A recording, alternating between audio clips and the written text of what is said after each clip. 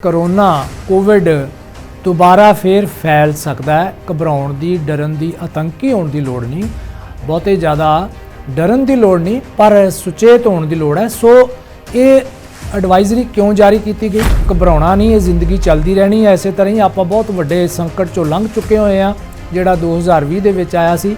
ਬਹੁਤ ਕੁਝ ਸਿੱਖ ਚੁੱਕੇ ਹਾਂ, ਸਬਕ ਲੈ ਚੁੱਕੇ ਹੋਏ ਹਾਂ। ਕਈਆਂ ਨੂੰ ਇਹ ਲੱਗਦਾ ਸੀ ਕਿ ਇੰਡੀਆ ਦੇ ਵਿੱਚ ਤਾਂ ਹੈ ਹੀ ਨਹੀਂ ਸੀ ਕਰੋਨਾ, ਪਰ ਇਹ ਗੱਲ ਨਹੀਂ ਹੈਗੀ, ਕਿਉਂਕਿ ਜਿਹੜੇ ਵਰਲਡ ਦੇ ਅੰਕੜੇ ਨੇ, ਸਾਡੇ ਭਾਰਤ ਸਰਕਾਰ ਦੇ ਹੈਲਥ ਮਿਨਿਸਟਰੀ ਦੇ ਅੰਕੜੇ ਨੇ, ਉਹ ਵੀ ਦੱਸਦੇ ਆ ਕਿ ਇੰਡੀਆ ਦੇ ਵਿੱਚ 5 ਲੱਖ ਤੋਂ ਵੱਧ ਮੌਤਾਂ ਜਿਹੜੀਆਂ ਨੇ ਹੋਈਆਂ ਨੇ। ਇਸ ਵਕਤ ਦੀ ਤਾਜ਼ਾ ਸਥਿਤੀ ਤੁਹਾਡੀ ਤਸੱਲੀ ਵਾਸਤੇ ਇਹ ਹੈ ਕਿ ਜਿੱਥੋਂ ਚੀਨ ਦੇ ਵਿੱਚੋਂ ਇਹ ਵਾਇਰਸ ਨਿਕਲਿਆ ਸੀ, ਉੱਥੇ ਇਸ ਵਕਤ ਸਥਿਤੀ ਭਾਰਤ ਵਰਗੀ ਬਣੀ ਹੋਈ ਹੈ, ਜੋ ਅਸੀਂ 2020 ਦੇ ਵਿੱਚ ਹੰਢਾ ਚੁੱਕੇ ਹੋਏ ਹਾਂ। ਜਿਵੇਂ ਇੰਝ ਲੱਗਦਾ ਹੈ ਕਿ ਲੋਕਾਂ ਨੂੰ ਕਿ ਸ਼ਾਇਦ ਫਿਰ ਲੋਕਡਾਊਨ ਲੱਗ ਜਾਏਗਾ। ਅਸੀਂ ਥੋੜੀ ਜੀ ਵਿਸ਼ਵ ਦੀ ਸਥਿਤੀ ਤੁਹਾਡੇ ਕੋਲੋਂ ਜਾਣਨਾ ਚਾਹਾਂਗੇ, ਔਰ ਭਾਰਤ ਦੀ ਉਸ ਸੰਬੰਧ ਦੇ ਵਿੱਚ ਕੀ ਸਥਿਤੀ ਹੈ। ਕਿ ਪਹਿਲਾਂ ਜਿਹੜਾ ਘਾਤਕ ਹੋਇਆ ਸੀ ਉਹ ਡੈਲਟਾ ਵੇਰੀਐਂਟ ਸੀ, ਉਸ ਤੋਂ ਪਹਿਲਾਂ ਅਲਫਾ ਬੀਟਾ ਹੋਰ ਵੇਰੀਐਂਟ ਵੀ ਸੀਗੇ।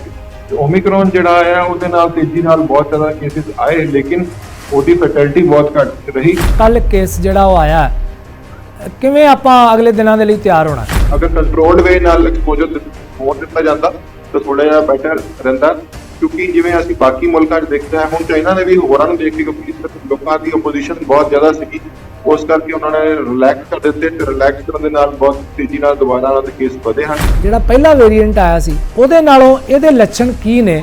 ਕਿਸ ਤਰ੍ਹਾਂ ਪਹਿਚਾਣੇ ਕਿ ਕਿਸੇ ਨੂੰ ਹੋ ਗਿਆ ਹੈ? ਵਾਈਟ ਬਲੱਡ ਸੈਲਸ ਹੁੰਦੇ ਆ, ਉਹ ਉਹਨੂੰ ਪਛਾਣਦੇ ਆ, ਉਹਨੂੰ ਰੋਕਦੇ ਆ, ਉਹਨੂੰ ਮਾਰਦੇ ਆ, ਤਾਂ ਉਹ ਚੀਜ਼ ਉਹ ਬਦਲ ਲੈਂਦਾ। ਕੁਝ ਕੇਸਿਸ ਦੇ ਵਿੱਚ ਇਹ ਇਵੇਟ ਕਰਨ ਸਕਸੈਸਫੁਲ ਰਹਿੰਦਾ ਹੈ, ਉੱਥੇ ਇਹ ਕੇਸਿਸ ਸਾਹਮਣੇ ਆਉਂਦੇ ਹਨ, ਬਟ ਇਹ ਹਲਕੇ ਰੂਪ 'ਚ ਆਣਗੇ, ਬਹੁਤ ਗੰਭੀਰ ਰੂਪ 'ਚ ਨਹੀਂ ਆਣਗੇ।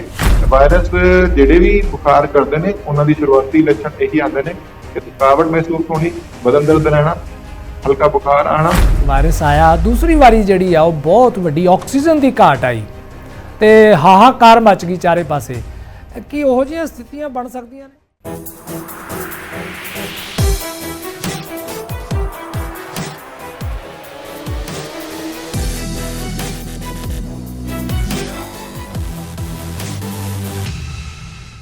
ਪ੍ਰੋਗਰਾਮ ਦਸਤਕ ਦੇ ਵਿੱਚ ਤੁਹਾਡਾ ਸਾਰਿਆਂ ਦਾ ਸਵਾਗਤ ਹੈ। ਅੱਜ ਅਸੀਂ ਉਸ ਵਿਸ਼ੇ ਤੇ ਗੱਲ ਕਰਨ ਜਾ ਰਹੇ ਹਾਂ ਜਿਸ ਨੂੰ ਅਸੀਂ ਵਿਸਾਰ ਚੁੱਕੇ ਹੋਏ ਹਾਂ, ਪਰ ਭਾਰਤ ਸਰਕਾਰ ਵੱਲੋਂ ਸਾਡੇ ਵੱਖ-ਵੱਖ ਰਾਜਾਂ ਨੂੰ ਔਰ ਪੂਰੇ ਦੇਸ਼ ਨੂੰ ਜੋ ਇੱਕ ਵਾਰਨਿੰਗ ਅਲਰਟ ਜਾਰੀ ਕੀਤਾ ਗਿਆ ਹੈ ਕਿ ਕਰੋਨਾ ਕੋਵਿਡ ਦੁਬਾਰਾ ਫੇਰ ਫੈਲ ਸਕਦਾ ਹੈ। ਘਬਰਾਉਣ ਦੀ ਡਰਨ ਦੀ ਆਤੰਕੀ ਹੋਣ ਦੀ ਲੋੜ ਨਹੀਂ, ਬਹੁਤੇ ਜ਼ਿਆਦਾ ਡਰਨ ਦੀ ਲੋੜ ਨਹੀਂ, ਪਰ ਸੁਚੇਤ ਹੋਣ ਦੀ ਲੋੜ ਹੈ। ਸੋ ਇਹ ਐਡਵਾਈਜ਼ਰੀ ਕਿਉਂ ਜਾਰੀ ਕੀਤੀ ਗਈ? ਕੀ ਕਾਰਨ ਨੇ? ਆਪਾਂ ਕੀ ਕੁਝ ਕਰਨਾ ਹੈ? ਔਰ ਘਬਰਾਉਣਾ ਨਹੀਂ, ਇਹ ਜ਼ਿੰਦਗੀ ਚੱਲਦੀ ਰਹਿਣੀ ਹੈ। ਇਸੇ ਤਰ੍ਹਾਂ ਹੀ ਆਪਾਂ ਬਹੁਤ ਵੱਡੇ ਸੰਕਟ ਚੋਂ ਲੰਘ ਚੁੱਕੇ ਹੋਏ ਹਾਂ, ਜਿਹੜਾ 2020 ਦੇ ਵਿੱਚ ਆਇਆ ਸੀ। ਬਹੁਤ ਕੁਝ ਸਿੱਖ ਚੁੱਕੇ ਹਾਂ, ਸਬਕ ਲੈ ਚੁੱਕੇ ਹੋਏ ਹਾਂ, ਔਰ ਭਾਰਤੀਆਂ ਦੀ ਸਭ ਤੋਂ ਵੱਡੀ ਗੱਲ ਹੈ ਕਿ ਸਾਡੇ ਵਿੱਚ ਇਮਿਊਨਿਟੀ ਜਿਹੜੀ ਹੈ ਉਹ ਬਹੁਤ ਵੱਡੀ ਪੈਦਾ ਹੋ ਚੁੱਕੀ ਹੋਈ ਹੈ। ਸੋ ਇਹ ਨਵੀਂ ਵਾਰਨਿੰਗ ਕਿਉਂ ਆਈ ਹੈ, ਇਸ ਬਾਰੇ ਵੀ ਗੱਲ ਕਰਾਂਗੇ। ਸਾਡੇ ਨਾਲ ਡਾਕਟਰ ਸੁਮੀਤ ਸਿੰਘ, ਜੋ ਕਿ ਡਿਸਟ੍ਰਿਕਟ ਐਪੀਡੀਮੋਲੋਜਿਸਟ ਨੇ ਪਟਿਆਲਾ ਵਿਖੇ, ਉਹਨਾਂ ਨੂੰ ਅਸੀਂ ਆਪਣੇ ਨਾਲ ਗੱਲਬਾਤ ਕਰ ਰਹੇ ਹਾਂ। ਡਾਕਟਰ ਸਾਹਿਬ, ਤੁਹਾਨੂੰ ਜੀ ਆਇਆਂ ਕਹਿੰਦੇ ਆ ਪ੍ਰੋਗਰਾਮ ਦੇ ਵਿੱਚ। ਥੈਂਕ ਯੂ ਜੀ, ਧੰਨਵਾਦ। ਹਾਂਜੀ, ਮੈਂ ਆਪਣੇ ਦਰਸ਼ਕਾਂ ਨੂੰ ਇੱਕ ਦੱਸ ਦਿਆਂ ਕਿ ਅਸੀਂ ਪਿਛਲੇ ਦਿਨਾਂ ਤੋਂ ਵੇਸਲੇ ਹੋ ਗਏ ਸੀ ਕਿ ਕੋਵਿਡ ਜਿਹੜਾ ਕਰੋਨਾ ਸ਼ਾਇਦ ਚਲਿਆ ਗਿਆ, ਔਰ ਕਈਆਂ ਨੂੰ ਇਹ ਲੱਗਦਾ ਸੀ ਕਿ ਇੰਡੀਆ ਦੇ ਵਿੱਚ ਤਾਂ ਹੈ ਹੀ ਨਹੀਂ ਸੀ ਕਰੋਨਾ, ਪਰ ਇਹ ਗੱਲ ਨਹੀਂ ਹੈਗੀ, ਕਿਉਂਕਿ ਜਿਹੜੇ ਵਰਲਡ ਦੇ ਅੰਕੜੇ ਨੇ, ਸਾਡੇ ਭਾਰਤ ਸਰਕਾਰ ਦੇ ਹੈਲਥ ਮਿਨਿਸਟਰੀ ਦੇ ਅੰਕੜੇ ਨੇ, ਉਹ ਵੀ ਦੱਸਦੇ ਆ ਕਿ ਇੰਡੀਆ ਦੇ ਵਿੱਚ 5 ਲੱਖ ਤੋਂ ਵੱਧ ਮੌਤਾਂ ਜਿਹੜੀਆਂ ਨੇ ਹੋਈਆਂ ਨੇ, ਔਰ ਦੁਨੀਆ ਦੇ ਵਿੱਚ ਸਭ ਤੋਂ ਵੱਧ ਮੌਤਾਂ ਅਮਰੀਕਾ ਦੇ ਵਿੱਚ ਹੋਈਆਂ ਨੇ। 11 ਲੱਖ ਤੋਂ ਵੱਧ ਲੋਕ ਉੱਥੇ ਮਰੇ ਆ। ਸੋ ਇਹ ਨਹੀਂ ਕਹਿ ਸਕਦੇ ਆਪਾਂ ਕਿ ਕਰੋਨਾ ਹੈ ਨਹੀਂ ਸੀ, ਕਰੋਨਾ ਹੈ ਸੀ। ਬਹੁਤ ਸਾਰੀਆਂ ਜਾਨਾਂ ਗਈਆਂ, ਘਰ ਬਰਬਾਦ ਹੋਏ। ਇਸ ਵਕਤ ਦੀ ਤਾਜ਼ਾ ਸਥਿਤੀ ਤੁਹਾਡੀ ਤਸੱਲੀ ਵਾਸਤੇ ਇਹ ਹੈ ਕਿ ਜਿੱਥੋਂ ਚੀਨ ਦੇ ਵਿੱਚੋਂ ਇਹ ਵਾਇਰਸ ਨਿਕਲਿਆ ਸੀ, ਉੱਥੇ ਇਸ ਵਕਤ ਸਥਿਤੀ ਭਾਰਤ ਵਰਗੀ ਬਣੀ ਹੋਈ ਹੈ, ਜੋ ਅਸੀਂ 2020 ਦੇ ਵਿੱਚ ਹੰਢਾ ਚੁੱਕੇ ਹੋਏ ਹਾਂ। ਲੋਕਡਾਊਨ ਲਗਾਤਾਰ ਉੱਥੇ ਲੱਗਦੇ ਆ, ਪਰ ਭਾਰਤ ਦੀ ਸਥਿਤੀ ਇਹ ਹੈ ਕਿ ਜਿੱਥੇ ਪਿਛਲੇ ਸਾਲ ਇਹਨਾਂ ਦਿਨਾਂ ਦੇ ਵਿੱਚ 7,000 7,500 ਦੇ ਤਕਰੀਬਨ ਕੇਸ ਆ ਰਹੇ ਸੀ 2021 'ਚ, ਅੱਜ ਕੱਲ੍ਹ ਜਿਹੜੇ ਉਹ ਐਵਰੇਜ 152-53 ਐਵਰੇਜ ਆ ਰਹੇ ਆ। ਔਰ ਪੰਜਾਬ ਦੀ ਸਥਿਤੀ ਉਹ ਵੀ ਬਹੁਤ ਬਿਹਤਰ ਹੈ ਕਿ ਪਿਛਲੇ ਕਈ ਦਿਨਾਂ ਤੋਂ ਜਿਹੜਾ ਉਹ ਕੋਈ ਕਰੋਨਾ ਕੇਸ ਨਹੀਂ ਆਇਆ। ਸਿਰਫ ਕੱਲ ਇੱਕ ਕੇਸ ਆਇਆ, ਸਿਰਫ 9 ਐਕਟਿਵ ਕੇਸ ਜਿਹੜੇ ਨੇ ਉਹ ਪੰਜਾਬ ਦੇ ਵਿੱਚ ਹੈ। ਪਰ ਦੂਸਰੀ ਸਥਿਤੀ ਇਹ ਹੈ ਕਿ ਅਸੀਂ ਪਿਛਲੇ 2 ਸਾਲਾਂ ਦੇ ਵਿੱਚ ਪੰਜਾਬ ਦੀ ਜਿਹੜੀ ਸਥਿਤੀ ਹੈ 19,000 ਤੋਂ ਵੱਧ ਮੌਤਾਂ ਹੋ ਚੁੱਕੀਆਂ ਨੇ। ਸੋ ਆਪਾਂ ਨੂੰ ਸੁਚੇਤ ਹੋਣ ਦੀ ਲੋੜ ਹੈ। ਡਾਕਟਰ ਸਾਹਿਬ ਸਾਨੂੰ ਦੱਸਣਗੇ। ਡਾਕਟਰ ਸਾਹਿਬ, ਇਹ ਜਿਹੜੀ ਨਵੀਂ ਵਾਰਨਿੰਗ ਆਈ ਆ ਕਿ ਜਿਹੜਾ BF.7 ਕਰੋਨਾ ਵੇਰੀਐਂਟ ਕੋਈ ਨਵਾਂ ਆ ਰਿਹਾ, ਇਹ ਕੀ ਕਾਰਨ ਹੈ ਕਿ ਇੰਨੇ ਲੰਮੇ ਸਮੇਂ ਤੋਂ ਬਾਅਦ ਤਕਰੀਬਨ ਸਾਲ ਹੋ ਚੁੱਕਿਆ, ਸਾਰੇ ਲੋਕੀ ਭੁੱਲ ਭੁਲਾ ਗਏ ਸੀਗੇ ਤੇ ਹੁਣ ਇੱਕਦਮ ਫਿਰ ਇਹ ਆ ਰਿਹਾ, ਜਿਵੇਂ ਇੰਜ ਲੱਗਦਾ ਹੈ ਕਿ ਲੋਕਾਂ ਨੂੰ ਕਿ ਸ਼ਾਇਦ ਫਿਰ ਲੋਕਡਾਊਨ ਲੱਗ ਜਾਏਗਾ। ਅਸੀਂ ਥੋੜੀ ਜੀ ਵਿਸ਼ਵ ਦੀ ਸਥਿਤੀ ਤੁਹਾਡੇ ਕੋਲੋਂ ਜਾਣਨਾ ਚਾਹਾਂਗੇ ਔਰ ਭਾਰਤ ਦੀ ਉਸ ਸੰਬੰਧ ਦੇ ਵਿੱਚ ਕੀ ਸਥਿਤੀ ਹੈ। ਕੋਵਿਡ ਦੇ ਜਿਹੜੇ ਵੇਰੀਐਂਟਸ ਨੇ, ਕਿਉਂਕਿ ਜਿਹੜਾ ਕੋਰੋਨਾ ਵਾਇਰਸ ਹੈ ਇਹਦੀ ਇੱਕ ਨੈਚੁਰਲ ਟੈਂਡੈਂਸੀ ਹੈਗੀ ਹੈ ਕਿ ਇਸ ਦੇ ਵਿੱਚ ਮਿਊਟੇਸ਼ਨਸ ਆਉਂਦੀਆਂ ਰਹਿੰਦੀਆਂ ਤੇ ਉਹ ਅਸੀਂ ਦੇਖਦੇ ਹਾਂ ਕਿ ਲਗਾਤਾਰ ਆ ਵੀ ਰਹੀਆਂ ਨੇ। ਕਿਉਂਕਿ ਜਿਹੜਾ ਸਾਡੇ ਕੋਲ ਵੀ ਓਮਿਕਰੋਨ ਦੇ BA ਵੇਰੀਐਂਟਸ ਜਿਹੜੇ BA2 BA5 ਸੀਰੀਜ਼ ਆਈ, ਜਿਹੜਾ ਨੂੰ ਆਪਾਂ ਓਮਿਕਰੋਨ ਦੇ ਨਾਮ ਤੇ ਜਾਣਿਆ, ਕਿਉਂਕਿ ਪਹਿਲਾਂ ਜਿਹੜਾ ਘਾਤਕ ਸਿੱਧ ਹੋਇਆ ਸੀ ਉਹ ਡੈਲਟਾ ਵੇਰੀਐਂਟ ਸੀ, ਉਸ ਤੋਂ ਪਹਿਲਾਂ ਅਲਫਾ ਬੀਟਾ ਹੋਰ ਵੇਰੀਐਂਟ ਵੀ ਸੀਗੇ। ਤੇ ਓਮਿਕਰੋਨ ਜਿਹੜਾ ਆਇਆ ਉਹਦੇ ਨਾਲ ਤੇਜ਼ੀ ਨਾਲ ਬਹੁਤ ਜ਼ਿਆਦਾ ਕੇਸਿਸ ਆਏ, ਲੇਕਿਨ ਉਹਦੀ ਫੈਟੈਲਿਟੀ ਬਹੁਤ ਘੱਟ ਰਹੀ ਤੇ ਲੋਕਾਂ ਦੇ ਵਿੱਚ ਜਿਹੜੀ ਹਸਪੀਟਲਾਈਜੇਸ਼ਨ ਉਹ ਤਾਂ ਜ਼ਿਆਦਾ ਨਹੀਂ ਸੀ, ਪਰ ਕੇਸਿਸ ਕਾਫੀ ਆਏ ਜਿਹੜੇ ਕਿ ਅਸੀਂ ਪਿਛਲੇ ਸਾਲ ਦੇਖੇ। ਤੇ ਇੱਕ ਵਾਰ ਸਾਡੇ ਸਾਰੇ ਕਹਿ ਸਕਦੇ ਹਾਂ ਕਿ ਆਬਾਦੀ ਦੀ ਬਹੁਤਾਤ ਨੂੰ ਇੱਕ ਵਾਰ ਨੈਚੁਰਲ ਇਮਿਊਨਿਟੀ ਉਹਦੇ ਨਾਲ ਮਿਲ ਚੁੱਕੀ ਹੈ ਸਾਡੇ। ਜੀ ਡਾਕਟਰ ਸਾਹਿਬ, ਇਸ ਵਕਤ ਕੀ ਸਥਿਤੀ ਹੈ? ਆਪਾਂ ਜੇ ਵੇਖਿਆ ਜਾਵੇ ਕਿ ਪੰਜਾਬ ਦੇ ਸੰਦਰਭ ਦੇ ਵਿੱਚ ਆਪਾਂ ਜਦੋਂ ਗੱਲ ਕਰਦੇ ਹਾਂ ਕਿ ਪਿਛਲੇ ਦਿਨਾਂ 'ਚ ਬਹੁਤ ਕੋਈ ਕੇਸ ਹੀ ਨਹੀਂ ਆਇਆ, ਕੱਲ੍ਹ ਕੇਸ ਜਿਹੜਾ ਉਹ ਆਇਆ, ਕਿਵੇਂ ਆਪਾਂ ਅਗਲੇ ਦਿਨਾਂ ਦੇ ਲਈ ਤਿਆਰ ਹੋਣਾ? ਦੇਖੋ, ਜਿਹੜਾ ਚਾਈਨਾ ਦੇ ਵਿੱਚ ਦੇਖ ਰਹੇ ਹਾਂ ਕਿ BF.7 ਹੈ ਜਿਹੜਾ, ਉਹ ਵੀ ਓਮਿਕਰੋਨ ਦੇ ਸਬ ਟਾਈਪਸ ਇਸ ਦੇ ਵਿੱਚੋਂ ਨਵਾਂ ਵੇਰੀਐਂਟ ਜਿਹੜਾ ਬਣਿਆ ਹੈ, ਉਹ ਹੀ ਉੱਥੇ ਵੀ ਹੁਣ ਆਊਟਬ੍ਰੇਕ ਕਰ ਰਿਹਾ ਹੈ। ਕਿਉਂਕਿ ਉੱਥੇ ਪਹਿਲਾਂ ਸਰਕਾਰ ਨੇ ਜ਼ੀਰੋ ਕੋਵਿਡ ਪਾਲਿਸੀ ਅਪਣਾਈ ਸੀ, ਕਿਉਂਕਿ ਉਹ ਬਹੁਤ ਸਟ੍ਰਿੰਜੈਂਟ ਮੈਕੈਨਿਜ਼ਮ ਨਾਲ ਰੋਕਣ ਦੀ ਕੋਸ਼ਿਸ਼ ਕਰ ਰਹੇ ਸੀ ਕਿ ਜਿਹੜਾ ਵੀ ਕੇਸ ਆਵੇ ਉਸ ਤੋਂ ਕੋਈ ਫੈਲਾਅ ਨਾ ਹੋਵੇ। ਲੇਕਿਨ ਹੁਣ ਇਸ ਨੂੰ ਅਗਰ ਕੰਟਰੋਲਡ ਵੇ ਨਾਲ ਐਕਸਪੋਜ਼ਰ ਹੋਣ ਦਿੱਤਾ ਜਾਂਦਾ ਤਾਂ ਥੋੜਾ ਜਿਹਾ ਬੈਟਰ ਰਹਿੰਦਾ, ਕਿਉਂਕਿ ਜਿਵੇਂ ਅਸੀਂ ਬਾਕੀ ਮੁਲਕਾਂ 'ਚ ਦੇਖਿਆ, ਹੁਣ ਚਾਈਨਾ ਨੇ ਵੀ ਹੋਰਾਂ ਨੂੰ ਦੇਖ ਕੇ, ਕਿਉਂਕਿ ਲੋਕਾਂ ਦੀ ਓਪੋਜੀਸ਼ਨ ਬਹੁਤ ਜ਼ਿਆਦਾ ਸੀਗੀ, ਉਸ ਕਰਕੇ ਉਹਨਾਂ ਨੇ ਰਿਲੈਕਸ ਕਰ ਦਿੱਤੇ ਤੇ ਰਿਲੈਕਸ ਕਰਨ ਦੇ ਨਾਲ ਬਹੁਤ ਤੇਜ਼ੀ ਨਾਲ ਦੁਬਾਰਾ ਉਹਨਾਂ ਦੇ ਕੇਸ ਵਧੇ ਹਨ। ਲੇਕਿਨ ਸਾਡੇ ਇੱਥੇ ਜੇਕਰ ਅਸੀਂ ਇੰਡੀਆ ਦੇ ਜਾਂ ਪੰਜਾਬ ਦੇ ਸੰਦਰਭ ਵਿੱਚ ਗੱਲ ਕਰੀਏ ਤਾਂ ਸਾਡੇ ਇੱਥੇ ਨੈਚੁਰਲ ਐਕਸਪੋਜ਼ਰ ਵੀ ਹੋ ਚੁੱਕਾ ਹੈ, ਵੈਕਸੀਨੇਸ਼ਨ ਦੇ ਸ਼ਾਟਸ ਵੀ ਲੱਗ ਚੁੱਕੇ ਹਨ ਤੇ ਕਾਫੀ ਲੋਕਾਂ ਨੇ ਪਰਸੈਂਟੇਜ 'ਚ ਗੱਲ ਕਰੀਏ ਤਾਂ 90% ਤੋਂ ਵੱਧ ਸਭ ਥਾਵਾਂ ਤੇ ਫਸਟ ਡੋਜ਼ ਤੇ 75% ਤੋਂ ਵੱਧ ਸੈਕਿੰਡ ਡੋਜ਼ ਲੱਗ ਚੁੱਕੀ ਹੈ। ਸੋ ਉਹਦਾ ਅਸਰ ਵੀ ਰਹੇਗਾ, ਜਿਹੜਾ ਨੈਚੁਰਲ ਐਕਸਪੋਜ਼ਰ ਰਿਹਾ ਓਮਿਕਰੋਨ ਦਾ, ਉਹਦਾ ਅਸਰ ਵੀ ਰਹੇਗਾ। ਸੋ ਇਸ ਤਰ੍ਹਾਂ ਦਾ ਕੋਈ ਅੰਦੇਸ਼ਾ ਤਾਂ ਨਹੀਂ ਹੈਗਾ ਕਿ ਸਾਨੂੰ ਬਹੁਤ ਵੱਡੀ ਗਿਣਤੀ 'ਚ ਕੋਈ ਆਊਟਬ੍ਰੇਕ ਸਾਡੇ ਸਾਹਮਣੇ ਆਏਗੀ, ਲੇਕਿਨ ਕੇਸਿਸ ਆ ਸਕਦੇ ਹਨ। ਜਿਹੜਾ ਵੇਰੀਐਂਟ ਨਵਾਂ ਆਇਆ ਹੈ ਉਹ ਪਿਛਲੇ ਵੇਰੀਐਂਟ ਦੇ ਤੋਂ ਹਟ ਕੇ ਹੁੰਦਾ ਹੈ ਤੇ ਉਹ ਇਮਿਊਨਿਟੀ ਨੂੰ ਅਵੇਡ ਵੀ ਕਰਦਾ ਹੈ ਕਈ ਕੁਝ ਕੇਸਿਸ ਦੇ ਵਿੱਚ, ਤਾਂ ਕੁਝ ਕੇਸਿਸ ਸਾਡੇ ਸਾਹਮਣੇ ਆ ਸਕਦੇ ਹਨ। ਡਾਕਟਰ ਸਾਹਿਬ, ਇਹ ਨਵੇਂ ਵੇਰੀਐਂਟ ਕਰਕੇ ਮੈਂ ਆਪਣੇ ਦਰਸ਼ਕਾਂ ਨੂੰ ਦੱਸ ਦੇਣਾ ਕਿ ਇੱਕ ਸ਼ਬਦ ਵਰਤਿਆ ਜਾਂਦਾ ਨਿਊ ਮਿਊਟੇਸ਼ਨ, ਕਿ ਜਿਹੜਾ ਕਰੋਨਾ ਵਾਇਰਸ ਆ ਉਹ ਆਪਣੀ ਮਿਊਟੇਸ਼ਨ ਚੇਂਜ ਕਰ ਲੈਂਦਾ। ਜਿਵੇਂ ਆਪਾਂ ਆਮ ਘਰਾਂ 'ਚ ਗੱਲ ਕਰਦੇ ਹਾਂ ਕਿ ਅਸੀਂ ਰਜਿਸਟਰੀ ਕਰਾਉਣੀ ਆ, ਹਾਂਜੀ, ਉਹ ਰਜਿਸਟਰੀ ਵਰਗੀ ਗੱਲ ਹੈ ਕਿ ਇੱਕ ਰਜਿਸਟਰੀ ਤੋਂ ਬਾਅਦ ਅਸੀਂ ਦੂਸਰੇ ਮਾਲਕ ਨੂੰ ਰਜਿਸਟਰੀ ਕਰ ਦਿੰਦੇ ਹਾਂ ਤੇ ਮਾਲਕ ਬਦਲ ਜਾਂਦਾ ਤੇ ਜ਼ਮੀਨ ਉਹੀ ਰਹਿੰਦੀ ਹੈ। ਇਹ ਵੀ ਉਹੀ ਸਥਿਤੀ ਹੈ ਕਿ ਵਾਇਰਸ ਤੇ ਹੈਗਾ ਪਰ ਉਹਨੂੰ ਅੱਗੇ ਫੈਲਾਉਣ ਵਾਲੀਆਂ ਜਿਹੜੀਆਂ ਉਹਦੀਆਂ ਕੁਆਲਿਟੀਜ਼ ਨੇ ਉਹ ਬਦਲ ਰਹੀਆਂ ਨੇ। ਸੋ ਡਾਕਟਰ ਸਾਹਿਬ, ਜਿਹੜਾ ਨਵਾਂ ਮਿਊਟੇਸ਼ਨ ਆਈ ਹੈ ਇਸ ਵਾਇਰਸ ਦੀ, ਇਹ ਜੇ ਕਿਸੇ ਨੂੰ ਹੋ ਜਾਂਦਾ ਤਾਂ ਇਹਦੇ ਪਹਿਲਾ ਕਰੋਨਾ ਜਿਹੜਾ ਪਹਿਲਾ ਵੇਰੀਐਂਟ ਆਇਆ ਸੀ ਉਹਦੇ ਨਾਲੋਂ ਇਹਦੇ ਲੱਛਣ ਕੀ ਨੇ, ਕਿਸ ਤਰ੍ਹਾਂ ਪਹਿਚਾਣੇ ਕਿ ਕਿਸੇ ਨੂੰ ਹੋ ਗਿਆ ਹੈ?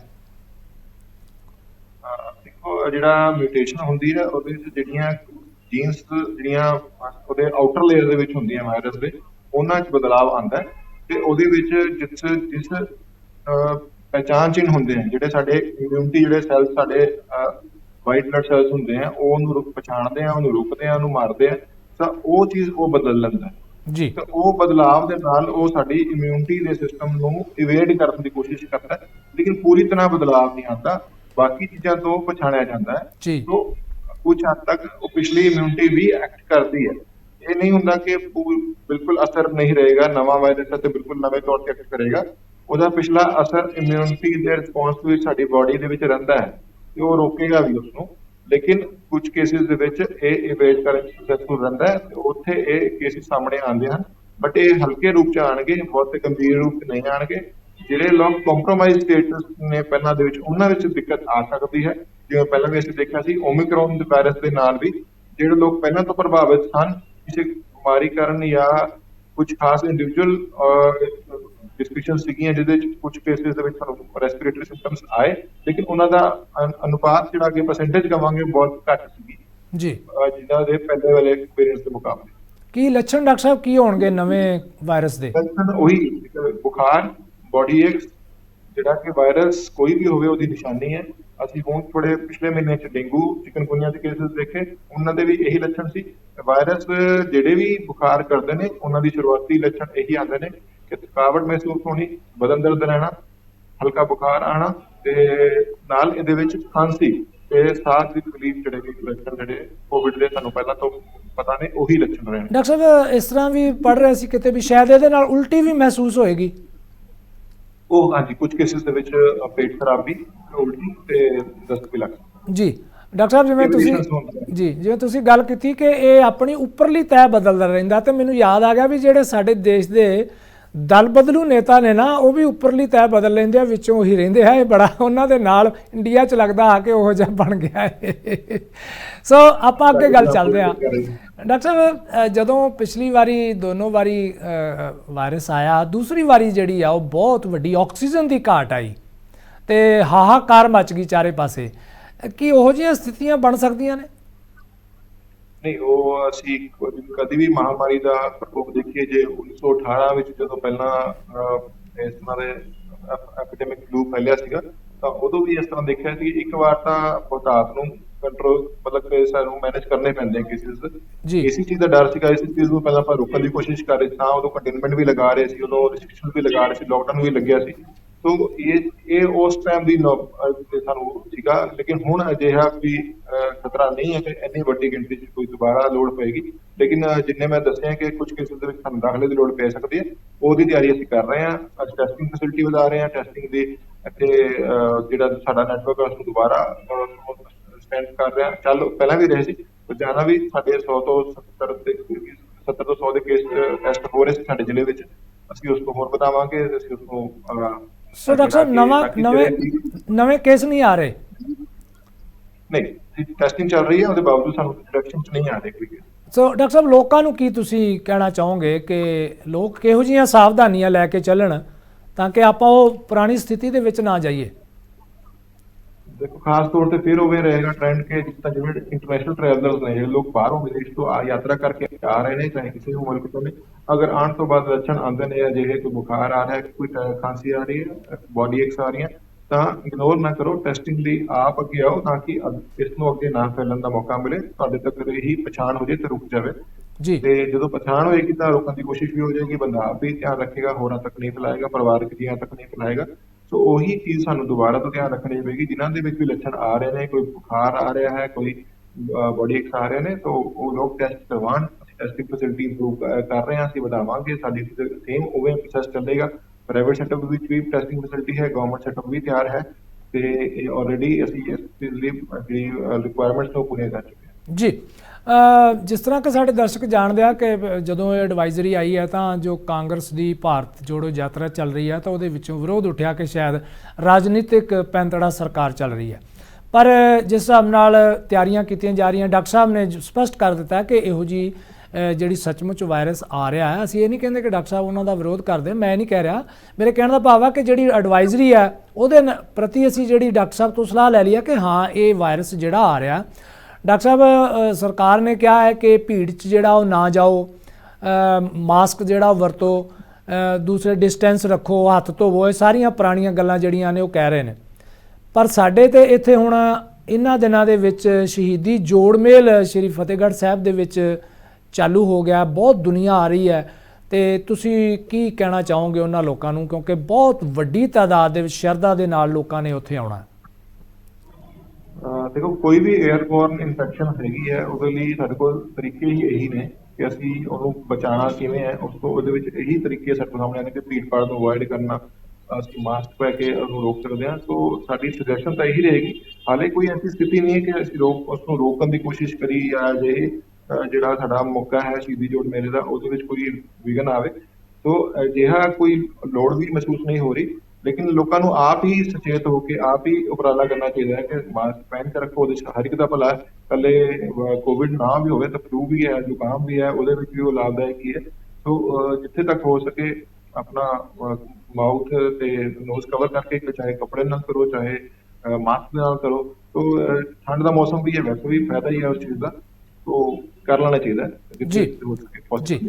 ਡਾਕਟਰ ਸਾਹਿਬ ਬਹੁਤ ਬਹੁਤ ਸ਼ੁਕਰੀਆ। ਤੁਸੀਂ ਬੜੇ ਥੋੜੇ ਜਿਹੇ ਸ਼ਬਦਾਂ 'ਚ ਆਪਾਂ ਸਮੇਂ ਦੇ ਵਿੱਚ ਜਿਹੜੀ ਆ ਉਹ ਗੱਲ ਕੀਤੀ ਆ, ਤੁਸੀਂ ਜਾਣਕਾਰੀ ਦਿੱਤੀ ਆ ਕਿ ਡਰਨ ਦੀ ਲੋੜ ਨਹੀਂ ਹੈਗੀ, ਸੁਚੇਤ ਹੋਣ ਦੀ ਲੋੜ ਹੈ। ਜਿਵੇਂ ਸ਼ਹੀਦੀ ਜੋੜ ਮੇਲ ਸ਼ੁਰੂ ਹੋ ਚੁੱਕਿਆ ਆ, ਉੱਥੇ ਵੀ ਲੋਕਾਂ ਨੂੰ ਜਿਹੜਾ ਕੋਸ਼ਿਸ਼ ਹੈ ਕਿ ਮਾਸਕ ਪਾ ਕੇ ਰੱਖਣ, ਮੂੰਹ ਢੱਕ ਕੇ ਰੱਖਣ, ਹੱਥ ਜਿਹੜਾ ਉਹ ਜ਼ਿਆਦਾ ਧੋਣ, ਬਹੁਤੀ ਭੀੜ ਦੇ ਵਿੱਚ ਨਾ ਜਾਣ। ਹਾਲਾਂਕਿ ਭੀੜ ਤੋਂ ਉੱਥੋਂ ਅਵਾਇਡ ਨਹੀਂ ਕੀਤਾ ਜਾ ਸਕਣਾ, ਬਹੁਤ ਦੁਨੀਆ ਸ਼ਰਧਾ ਦੇ ਨਾਲ ਉੱਥੇ ਆ ਰਹੀ ਹੈ।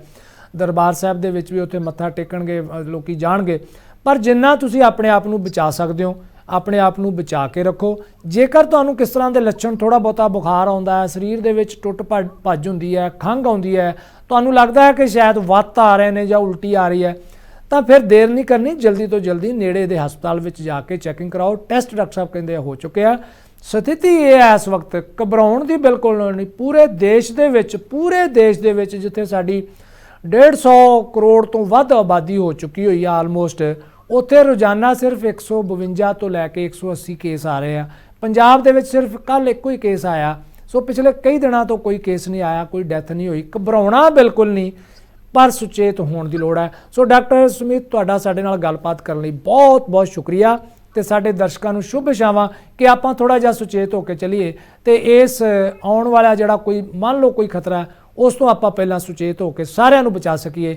ਆਪਾਂ ਆਪਣੇ ਆਪ ਨੂੰ ਬਚਾਵਾਂਗੇ, ਇਹਦਾ ਮਤਲਬ ਆਪਾਂ ਦੂਸਰਿਆਂ ਨੂੰ ਵੀ ਬਚਾਵਾਂਗੇ। ਸਾਰਿਆਂ ਦਾ ਬਹੁਤ ਬਹੁਤ ਸ਼ੁਕਰੀਆ।